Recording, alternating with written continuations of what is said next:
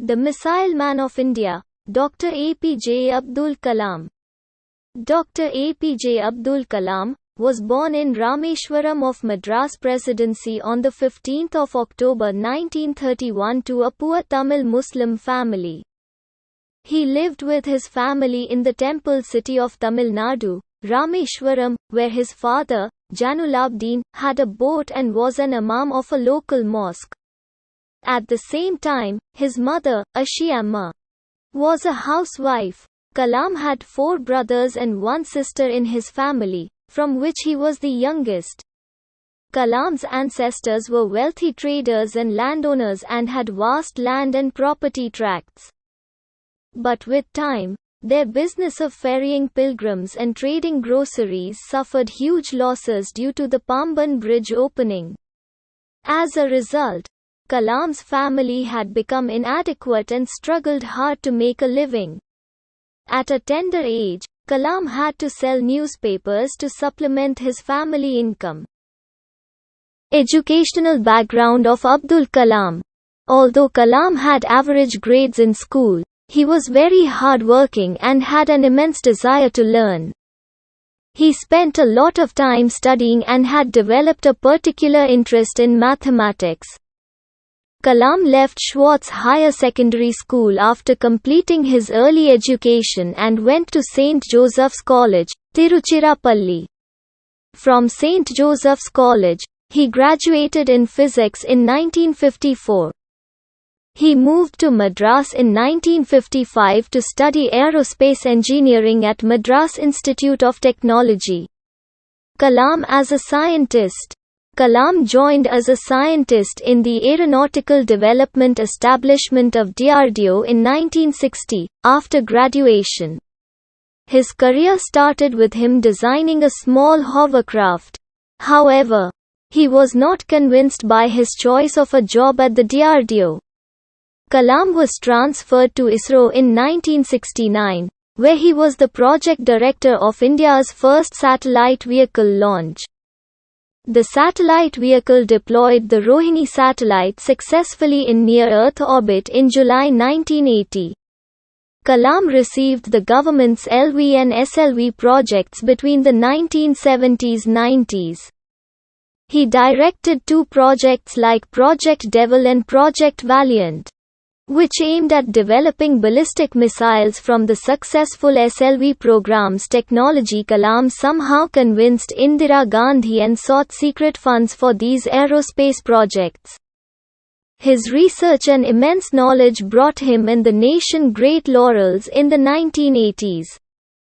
Kalam then went on to become the scientific advisor of the Defense Minister in 1992 and served at the same post for 5 years before getting promoted to the post of Principal Scientific Advisor to the government. His immense role in the country's 1998 nuclear weapons tests solidified India as a nuclear power.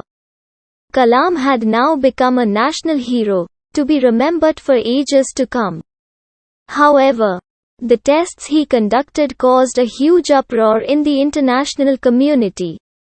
Kalam put forward a nationwide plan called Technology Vision 2020, which according to him, was a fantastic way for transforming the stature of India in 20 years, taking it from a developing to a developed nation. The plan envisioned the progress of the nation by adopting advanced technology, expanding healthcare facilities, and emphasizing the education of the masses. Presidency. Sir Kalam was entitled to be the 11th President of India.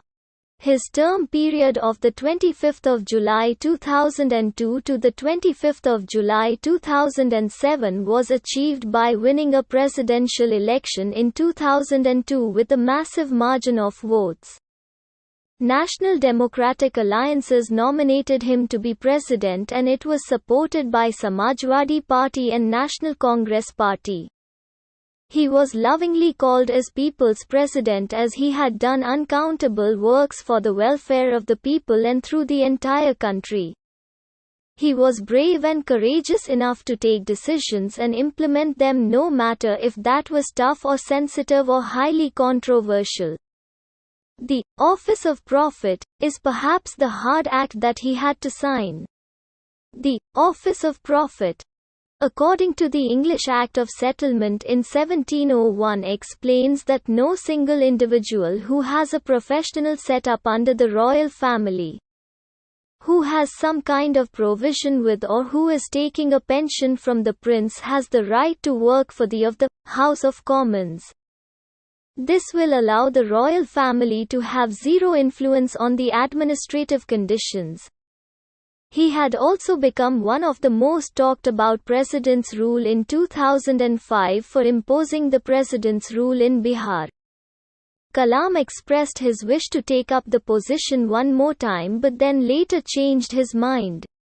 After taking farewell from the office, he shifted and commenced his career as a visiting professor at the Indian Institute of Management in Shillong. He served as an aerospace engineering professor at Anna University, Tamil Nadu. He also lit up educational institutions like the Indian Institute of Indore, Indian Institute of Bangalore with his presence and knowledge. Sir Kalam served as Chancellor Indian Institute of Space Science and Technology, Thiruvananthapuram. In 2012, he introduced a program called, What Can I Give?, focusing on the theme of eradicating corruption from the country. The demise of Abdul Kalam. As we know, everyone who takes birth on the earth has to die one day. But some people remain immortal in the hearts of millions of people because of their contribution to the country. Dr. APJ Abdul Kalam was one such personality who died at 83. It was shocking news for the entire country as a pure soul left us forever. Abdul Kalam, while delivering a speech for the youth in an event at IIM Shillong, during the middle of the speech, he suffered from a cardiac arrest and collapsed. Although he got admitted to the best hospital in Shillong, the doctors could not save him. Then his body was airlifted to Gugati, and from there, it was taken to New Delhi in an Air Force plane. Their president, vice president, and some other leaders prayed for his soul. His body was then covered in the Indian national flag and brought to his hometown.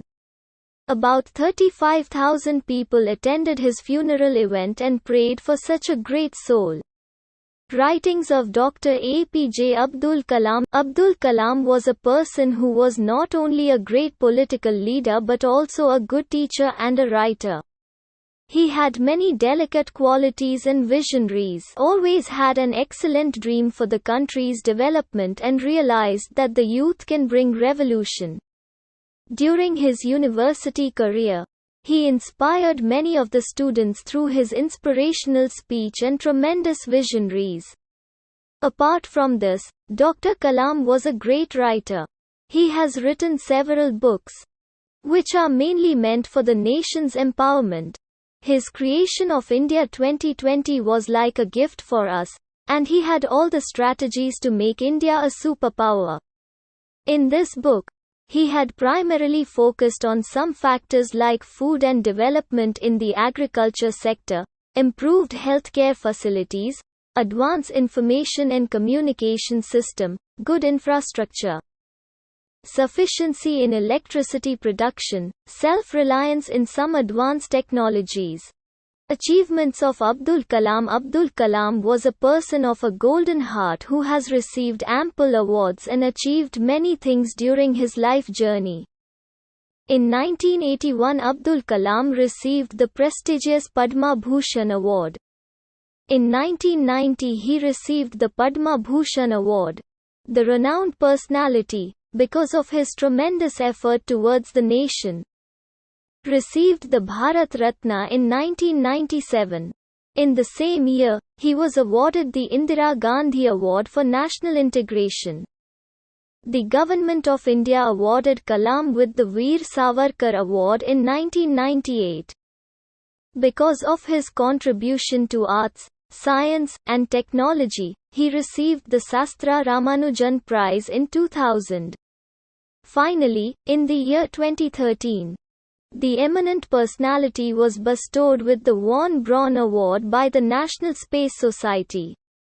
Although the life of Abdul Kalam was filled with struggles and hardships, he rose above the adversaries to become one of the greatest scientists of modern India. His role in nation building will be remembered till posterity.